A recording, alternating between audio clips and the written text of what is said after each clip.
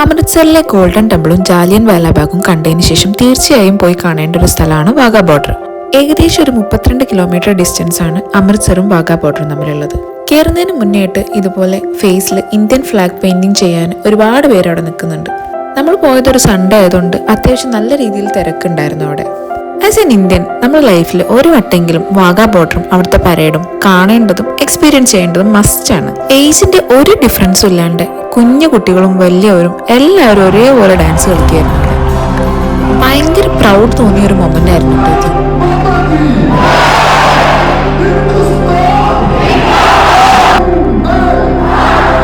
ഇതിന്റെ ഓപ്പോസിറ്റ് സൈഡാണ് കേട്ടോ പാകിസ്ഥാൻ.